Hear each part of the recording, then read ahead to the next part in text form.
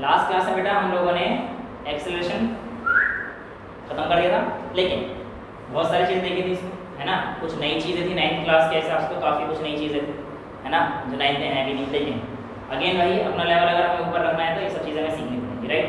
अच्छा, एक आध टॉपिक रह गया था, यूनिफॉर्म और नॉन यूनिफॉर्म एक्सेलरेशन का एग्जाम्पल। देखो मैंने आपको बताया था एग्जाम्पल रहा नहीं था तो वही क्या कि यूनिफॉर्म एक्सेलरेशन मतलब when a body is said to be uniformly accelerated, भाई उसकी जो वेलोसिटी है वो अगर यूनिफॉर्मली टाइम के साथ साथ चेंज हो रही है तो उसका जो एक्सेलरेशन होगा वो यूनिफॉर्म एक्सेलरेशन होगा।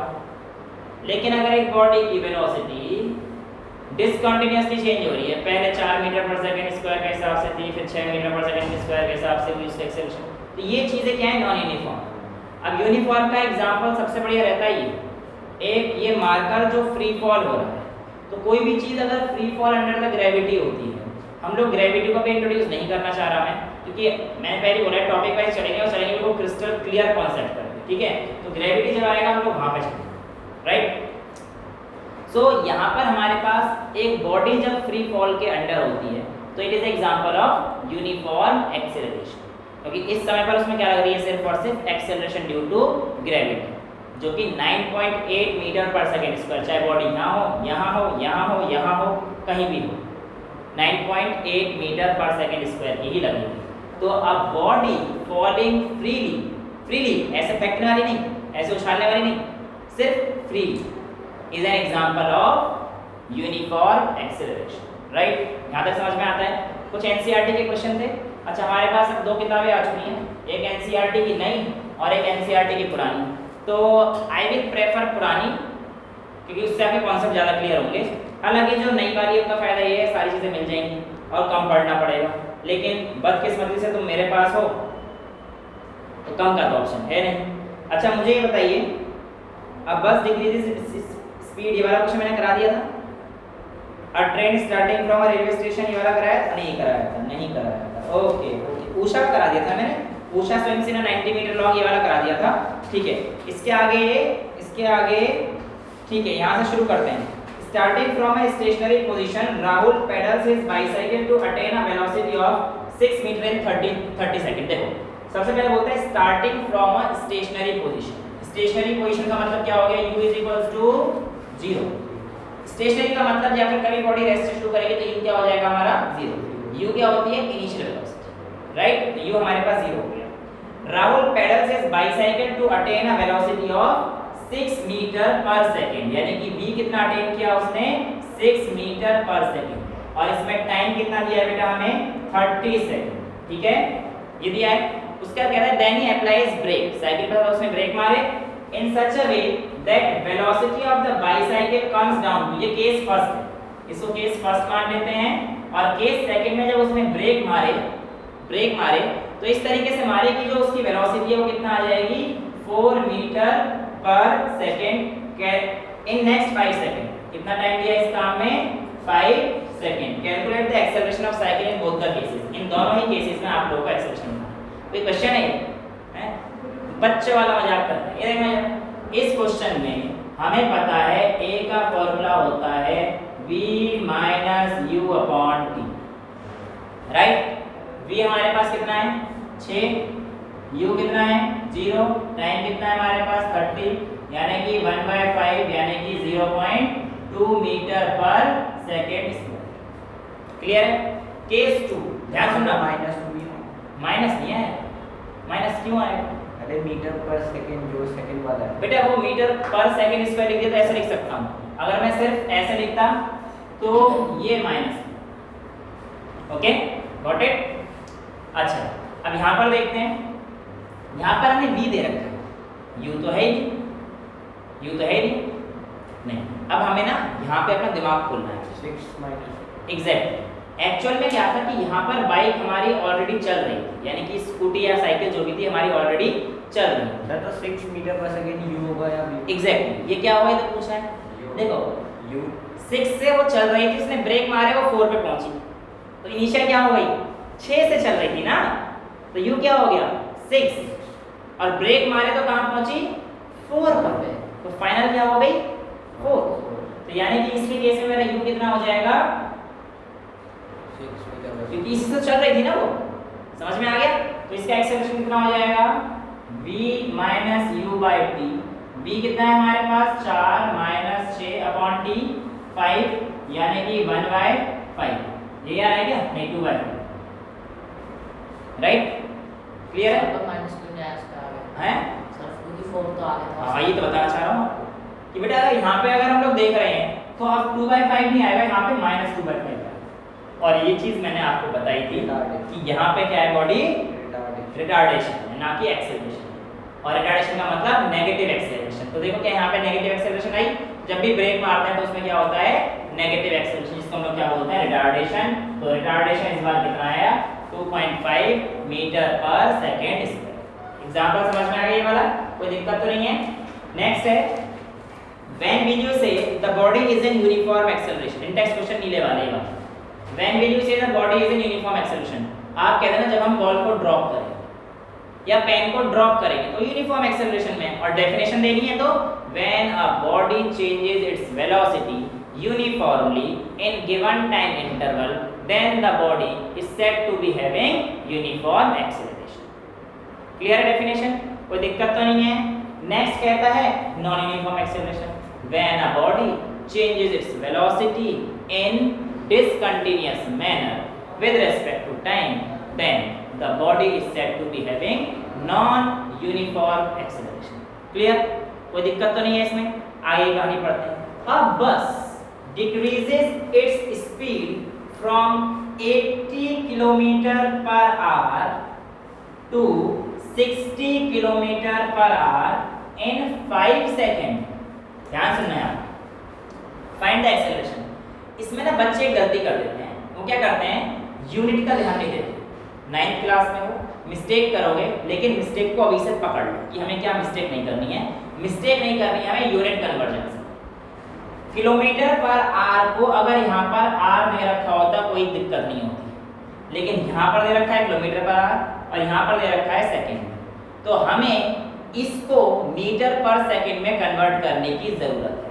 और इन चीज़ को मीटर पर सेकंड में कन्वर्ट करने के लिए 80 को मैं मल्टीप्लाई करूँगा 5/18 से।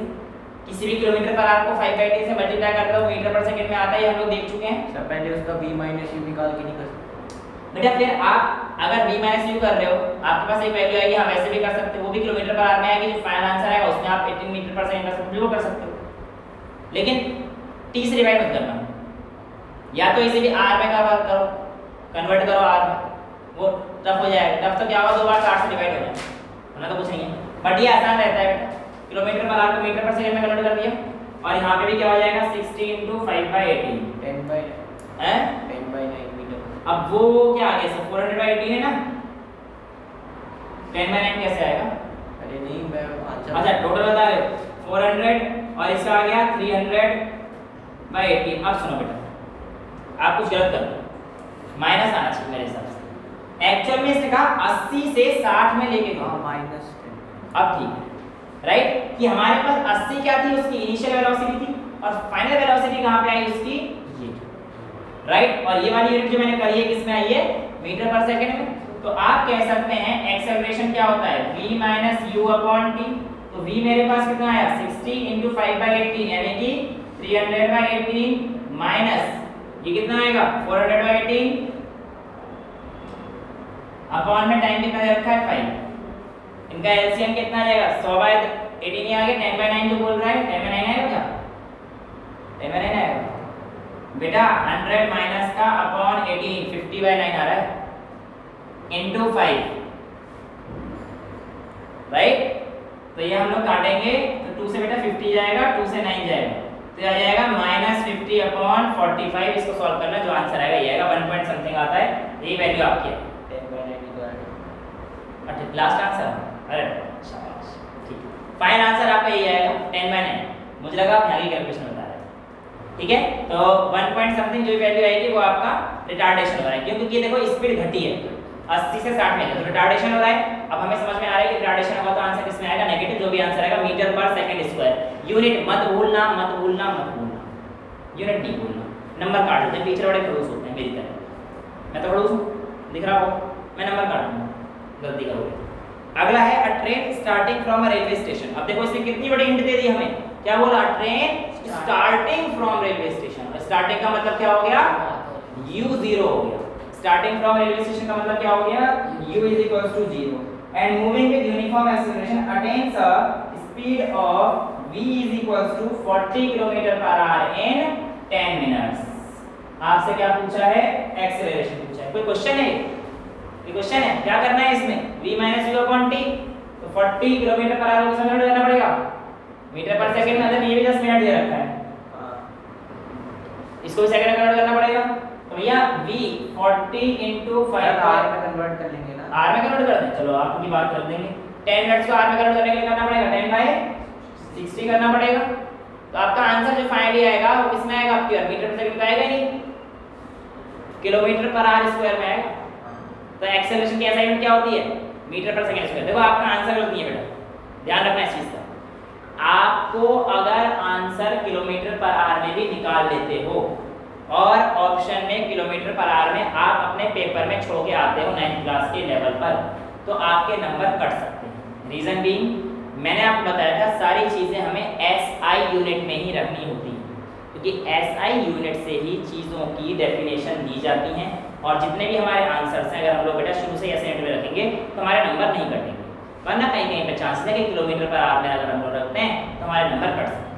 इसीलिए बेटा हम लोग अपना आंसर कैसे रखेंगे, अब मीटर पर सेकेंड स्क्वायर के लिए ऐसे करेंगे, ठीक है। ये भी गलत नहीं है, जो मल्टीप्लाई करूंगा वो भी गलत नहीं है, मैं आपको गलत नहीं कह रहा हूँ, लेकिन हो सकता है कि आप जो आंसर ढूंढ रहे हो वो आंसर भी नहीं हो, इसलिए मीटर पर सेकंड वाले चांसेस ज़्यादा हैं।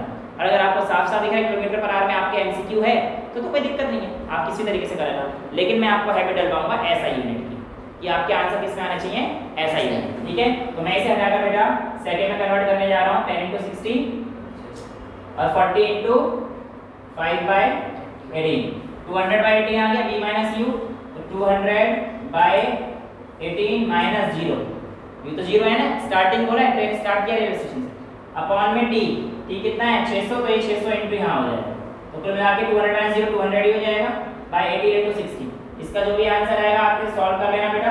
आयुष कैलकुलेशन बहुत तेज है, आयुष बता देगा भी थोड़ी देर में आंसर, बता दे, ऐसा नहीं बताया, अच्छा मैं ही बता देता हूं, तो 1 सेकंड का टाइम थोड़ी मिलता है। 0 से 0 गया, 2 से 10 गया, 2 से 9 गया, 10/54 आ रहा है ना, तो 5/27, ठीक है।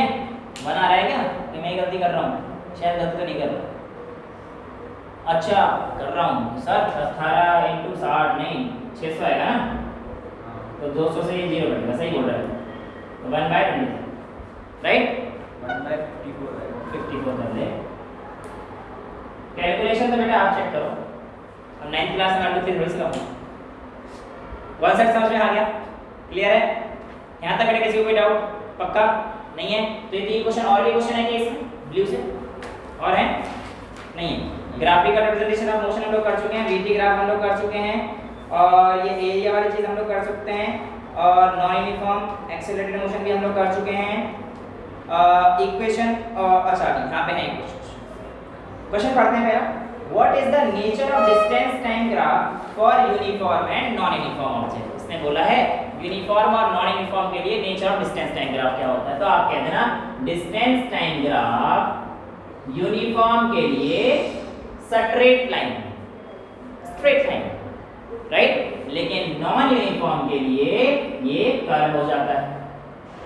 याद है, बहुत अच्छे से करा था ग्राफ हम लोगों ने, बहुत आराम से 10 तरीके करे थे ये, राइट। नेक्स्ट क्वेश्चन है, what can you say about the motion of an object whose distance time graph is a straight line parallel to time axis। क्या बोलेंगे इसके बारे में आप, कि हमारी बॉडी रेस्ट पर है। बताया था मैंने आप लोगों को ये चीज कि x के साथ अगर पैरेलल में आ जाएगी तो बॉडी कहां पर है हमारे पास, रेस्ट में है। नेक्स्ट है, व्हाट कैन यू से if the speed time graph is parallel time axis. ये आगे बिल्कुल सेम क्वेश्चन वही आ रहा है बेटा, vt ग्राफ पैरेलल है टाइम एक्सिस, इसका मतलब क्या है, कांस्टेंट है, यूनिफॉर्म वेलोसिटी से बॉडी मूव कर रही है। कांस्टेंट बोल रहे हैं या फिर यूनिफॉर्म वेलोसिटी से बॉडी मूव कर रही है, right. What is the quantity which is measured by area occupied by velocity time graph. vt graph का एरिया क्या देता है बेटा, हैं, VT ग्राफ का एरिया क्या देता है? एक्सेलरेशन VT ग्राफ का एरिया जी डिस्टेंस बताया था बेटा मैंने। VT ग्राफ का स्लोप एक्सेलरेशन देगा। स्लोप मतलब y axis upon x axis, slope मतलब y axis upon x axis, तो v अपॉन t तो a आता है, और इसका जो एरिया है VT ग्राफ का वो हमें क्या देता है बेटा? डिस्टेंस या फिर डिस्प्लेसमेंट कर्व। ठीक है, समझ में आता है?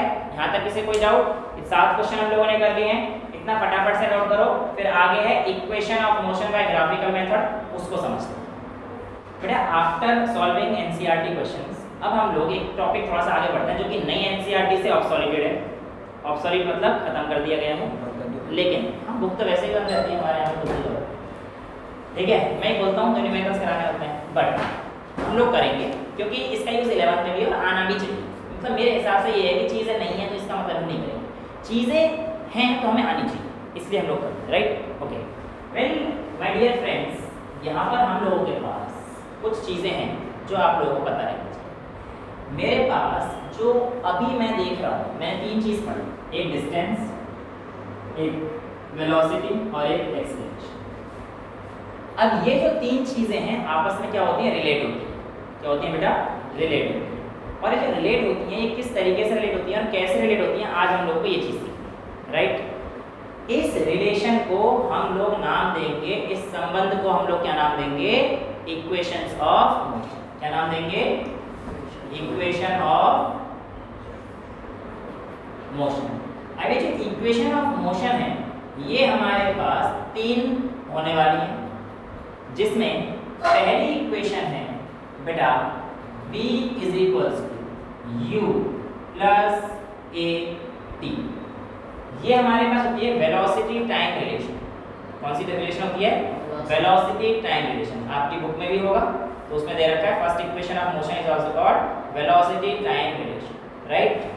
सेकंड जो इक्वेशन ऑफ मोशन होती है बेटा वो आती है s is equals to ut plus half a t square.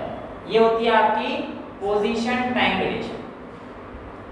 बोलो वो ऐड के बाद वो एट नहीं है, 80 है वो। हाँ 80 के बाद कहते हैं स्क्वायर है, हाफ 80 स्क्वायर। क्या ऐड पढ़ रहा है? a और t है, एक्सेलरेशन है, a से t से टाइम है। और थर्ड इक्वेशन होती है बेटा आपकी v square is equals to u square plus 2ax। और एक रिलेशन हमारे पास क्या होती है बेटा? Position velocity relation. ठीक है, समझ में आया? तो ये 3 रिलेशन आज हम लोग देखेंगे। ये सब चीज़ हमने पढ़ी थी, है ना? इसको टाइम के साथ इंट्रोड्यूस कर दिया है हम लोगों ने, और अब मैं आप लोगों को ये सब चीज़ें ग्राफिकली बताने जा रहा हूँ। ठीक है, स्टार्ट करें। एक्चुअल में मेरे पास जो ग्राफ है वो मैंने अभी अभी जो पढ़ के आ रहा हूँ वो मैं VT ग्राफ का पढ़ के आ रहा हूँ, और मैंने आप लोगों को VT ग्राफ पढ़ाते वक्त एक ग्राफ ऐसा बताया था जिसमें मैंने अपना ग्राफ यहाँ से शुरू किया था, राइट?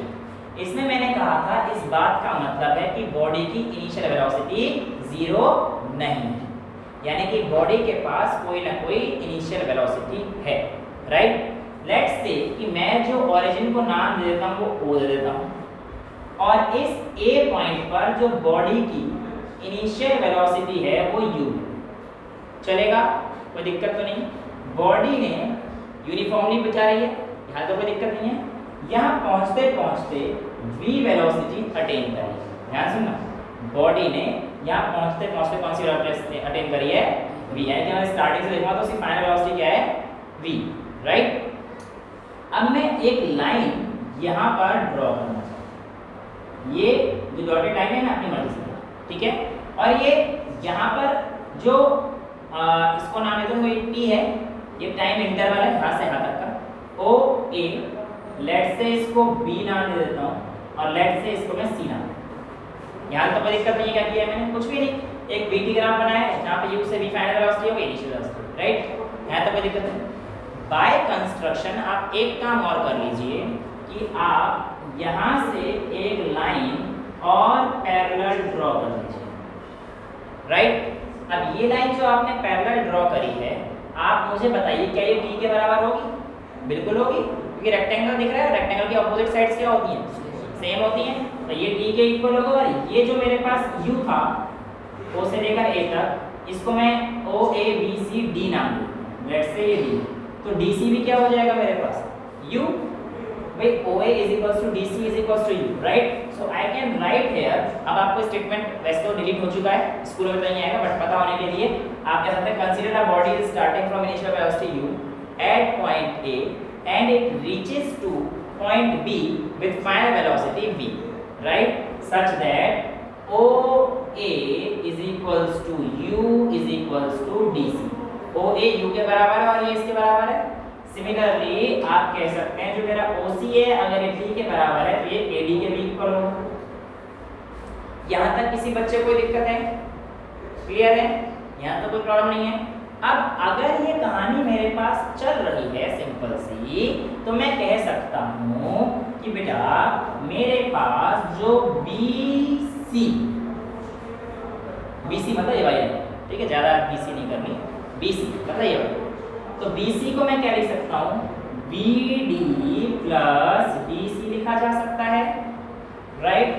BC मेरे पास बेटा पूरी फाइनल वेलोसिटी, हाँ BC इधर देखो, BC क्या है मेरे पास फाइनल वेलोसिटी यानी कि v है, राइट। तो आप कह सकते हो सर आपका जो v आया है ये आपके पास BD प्लस DC किसके इक्वल आया है, u के इक्वल आया है, राइट। यहाँ तो कोई दिक्कत नहीं है, ठीक है। अब आप कह सकते हो कि जो आपका सर BD आएगा वो आएगा v माइनस u के इक्वल, यहाँ तो कोई दिक्कत नहीं है आप लोगों को। और वैसे भी तो हमें दिख रहा था BD क्या है, फाइनल वेलोसिटी और इनिशियल वेलोसिटी के पॉइंट का डिफरेंस ही तो ये देखो, ये यही तो है चेंज इन, भाई यहाँ से लेकर यहाँ तक जाऊंगा तो इसमें BD क्या है, चेंज इन वेलोसिटी, BD क्या है, चेंज इन वेलोसिटी, राइट। यहाँ तो कोई दिक्कत नहीं है। So BD is equals to v minus u, यहाँ तो किसी को प्रॉब्लम नहीं है, ठीक है। अब एक बॉडी अगर कांस्टेंट वेलोसिटी के साथ टाइम में चल रही होती है तो उस बॉडी के पास कोई ना कोई एक्सेलरेशन भी होता है, राइट। तो मैं कह सकता हूँ A जो मेरे पास आता है वो आ जाता है v माइनस u। देखो A is equals to acceleration को हम क्या लिख सकते हैं, acceleration is equals to change in velocity upon में क्या होता है बेटा, time, right. So I can write A is equals to change in velocity मतलब BD, चेंज इन वेलोसिटी मतलब BD अपॉन में T, राइट। लेट्स से इस equation को अगर मैं फर्स्ट मान लेता हूँ, इस इक्वेशन को अगर फर्स्ट इक्वेशन मान लेता हूँ तो मैं कह सकता हूँ फ्रॉम इक्वेशन फर्स्ट BD की वैल्यू क्या पुट कर सकता हूँ मैं, v माइनस u पुट कर सकता हूँ BD की जगह पर। आपके पास A की वैल्यू कितनी आ जाएगी, v minus u upon t, right. और AT is equals to v minus u, और इसको मैं लिख सकता हूँ v is equals to u plus AT and this is my first equation of motion. Velocity time relation समझ में आगे कैसे निकालते हैं, v is equals to u plus AT, right. यहाँ तक कोई दिक्कत नहीं है। अब मैं आगे बढ़ रहा हूँ बेटा, ये मेरी कौन सी इक्वेशन ऑफ मोशन थी, first equation of motion, clear है, तीन ही है, हाँ ये इक्वेशन ऑफ मोशन 3 है, परफेक्ट, अभी तो कोई दिक्कत नहीं है। अब मेरी बात ध्यान सुनना बेटा, सेकंड थिंग जो मैं ये जो है ये सिर्फ इस वाले ग्राफ पे, हाँ मतलब कोई सी भी ग्राफ में निकाल सकते हो उस तरीके से, तो मैं आपको तरीका बता रहा हूँ। किसी चीज मैंने आपको क्या बोला था, मैंने आपको बोला ग्राफ को अगर हमें पढ़ना आ गया तो हमें बहुत सारी चीज़ें तो अपने आप आ जाएंगी। अभी हमारा क्वेश्चन सेशन आएगा, जब लोग क्वेश्चन सेशन करेंगे उसमें मैं ग्राफिकल क्वेश्चन दूंगा भर भर के, तो आपको कौन से फॉल दे रहे हैं। तो किसी भी ग्राफ में आप इस तरीके से आप उसका ए निकाल सकते हो, change in velocity upon time निकाल, राइट, क्लियर, कोई दिक्कत तो नहीं है। अब आते हैं हम लोग second equation of, second equation है मेरे पास एस आर, और एस मतलब है मेरा डिस्टेंस। डिस्टेंस के लिए मुझे सर आपने बताया था कि अगर मैं वीटी ग्राफ का एरिया निकाल देता हूँ तो मेरे पास क्या आ जाएगा, डिस्टेंस। अब वीटी ग्राफ का एरिया बेसिकली एक तो area of rectangle plus area of triangle, क्या मैं इस चीज को कह सकता हूँ बिल्कुल कहा जा सकता है, इसमें तो कोई प्रॉब्लम नहीं होनी चाहिए। तो मैं कहता हूँ S is equals to area under कौन सा ग्राफ बेटा मेरा, VT ग्राफ, क्योंकि ग्राफ तो VT है। U और V तो फाइंड है तो वेलोसिटी, यार इनिशियल फाइनल से क्या मतलब है तो वेलोसिटी, तो ग्राफ तो मेरे पास VT ग्राफ है ना बेटा, समझ में आ रही है इतनी बातें। तो मेरा ग्राफ कैसा है, VT ग्राफ, तो एरिया अंडर VT ग्राफ मेरे को क्या देगा, डिस्टेंस देगा। और अगर एरिया अंडर VT ग्राफ मेरे को डिस्टेंस दे रहा है बच्चा, तो मैं इस ग्राफ का एरिया निकाल देता हूँ। तो S इज इक्वल्स टू, देखो एरिया में मैं area of rectangle plus area of triangle लिख सकता हूँ, तो ठीक है मैं लिख सकता हूँ area of rectangle plus area of triangle, लिखा जा सकता है यहाँ तक, ठीक है। तो मेरा जो S आ जाएगा, एरिया ऑफ रेक्टेंगल क्या होता है बेटा, L इंटू B, राइट। यहाँ पे L क्या है T और B क्या है U, तो मैं क्या इसको U इंटू T लिख सकता हूँ। किसी बच्चे को प्रॉब्लम यहाँ तक नहीं। प्लस एरिया ऑफ ट्रायंगल कितना होता है 1/2 base into height, right. Base कितना है बेटा मेरे पास, AD, ट्रायंगल का बेस तो AD है, और AD किसके इक्वल था, लिखा है मैंने कहीं, ये AD is equals to T, right. तो 1/2 इंटू AD इंटू AD की जगह लिख दिया, और हाइट कितनी है इसकी BD, और BD की वैल्यू किसके इक्वल थी, BD किसके इक्वल थी, यहाँ देखो BD is equals to AD, बेटा यहाँ पे देखो BD is equals to AD के भी इक्वल है, समझ में आ रहा है, कोई दिक्कत तो नहीं है, समझ में आ रहा है। तो बेटा BD की जगह में मैं ले देता हूँ AD, T इंटू AD। तो देखो बेटा क्या है इसकी इक्वेशन, ये आ रही है UT plus half A into T square, आ गई। This is our second equation, जो कि हमारे पास किसको देती है, पोजीशन वेलोसिटी, ठीक है।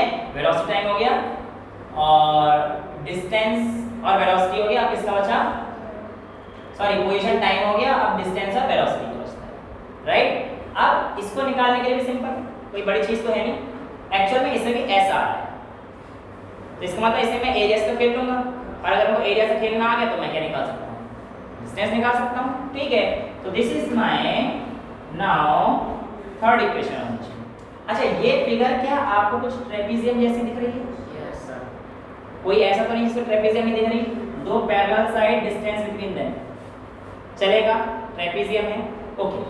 नाउ आई कैन से कि मेरा S जो है एरिया अंडर VT ग्राफ, और एरिया अंडर VT ग्राफ को अगर मैं ऐसे कर देता हूं तो ये मेरा ट्रेपेजियम है, क्लियर। ट्रेपेजियम का एरिया फॉर्मूला बताइए, 1/2 इनटू डिस्टेंस बिटवीन देम या height, right, 1/2 sum of parallel side into distance, ठीक। तो मैं लिख देता हूं S is equals to 1/2 sum of parallel sides. Parallel side कौन कौन सी है इसमें, BC और OA, they are two parallel sides.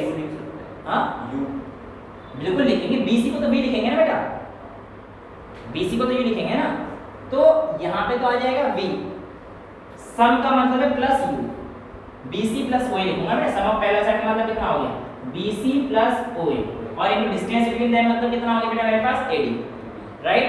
तो BC plus OA into AD, right. तो S is equals to 1/2 BC plus OA, V plus U लिख सकता हूँ, BC क्या है V था ना, देखो BD V माइनस U था, BC पूरा V था, ये तो बताया था मैंने आपको, BC पूरा क्या है V है ना, वो तो फाइनल वेलोसिटी है ना पूरी, तो ठीक है BC आपके पास V आ गया, प्लस OA क्या आया था बताओ, U इनटू AD किसके इक्वल है, टाइम। सर इक्वेशन तो कुछ और ही आ रही थी आपकी, तो कुछ और ही आ रही है, पता ही नहीं है इसमें, मुझे तो दिख ही नहीं रहा कहीं से कुछ आ जाएगा, रुको जरा सब्र करो, यहाँ आ जाओ। इस इक्वेशन को जैसे लेके जाना, क्या इस इक्वेशन से मैं T is equals to V minus U by A लिख सकता हूँ, भाई T इधर चला जाएगा, A नीचे आ जाएगा, ये तो आप लोगों को आता ही है, तो मुझे आता है तो आप लोगों को आता होगा, इतना तो मैं मान सकता हूँ, है ना। अगर आप लोगों को आता है, मुझे आता है, इस चीज़ की दिक्कत हो सकती है, लेकिन जो मुझे आता है वो तो आपको आना चाहिए, है ना। सो T की जगह पे मैं क्या लिख सकता हूँ, V minus U by A, right. So I can write S is equals to 1/2 V plus U, T की जगह पर क्या लिख दूँ मैं, V minus U by A। ये देखो कुछ देखा देखा सा फॉर्मूला लग रहा है, ये मुझे कुछ देखा सा फॉर्मूला बदलता है, a square minus b square, ये a plus b a minus b है, b plus u b minus u, यानी कि ये a plus b a minus b का फॉर्मूला है। और यद्यपि ऐसा फॉर्मूला है तो s is equals to 1/2 v square minus u square by a लिखा जा सकता है। अब इसी को मैं अगर आगे बढ़ा दूं तो मेरे पास आ जाएगा, यहाँ से आगे यहाँ लिख रहा हूँ, ठीक है, यहाँ से आगे यहाँ लिख रहा हूँ, तो यहाँ पे दिख रहा है कैमरे में, बताना एक बार। तो बेटा ये आएगा आपका b square minus u square is equals to 2as, और इक्वेशन ऑफ मोशन क्या थी, v square is equals to u square plus 2as, ओहो सर u स्क्वायर रह गया, अबे उसे उधर ले जाओ, बन तो गया v square is equals to u square plus 2as। तो we have derived all the three equation of motion by graphical method। किसी भी बच्चे को किसी भी स्टेप में कोई प्रॉब्लम है, कहीं पर कोई पूछना है, दिक्कत तो नहीं है सर अगर कहते हो आपका 2 काम कर 2 बता, ये वाला 2as, इसको इधर लेके जाओ तो इधर 2as, ये इधर है b square minus u square is equal to 2as बेटा, तो 2a इधर चला जाएगा तो 2as इधर हो जाएगा। आगे समझ, एक बार घर पे जाके आपको इसकी प्रैक्टिस करनी पड़ेगी। आप यहाँ तक नोट करो बेटा। आज की क्लास के लिए फिर इतना ही रहने देते हैं। नेक्स्ट क्लास में हम लोग इस इक्वेशन के यूज करना है एनसीईआरटी क्लास क्वेश्चन से, और नेक्स्ट क्लास में हो सकता है कि एनसीईआरटी हमारी लगभग सारी खत्म हो जाएगी और हम लोग कुछ एक्स्ट्रा क्वेश्चन भी कर लेंगे, और उसके बाद फिर से एक और न्यूमेरिकल सेशन करेंगे, ठीक है। तो आज के लिए इतना ही रखते हैं। That's all for today, thank you so much. जय हिंद।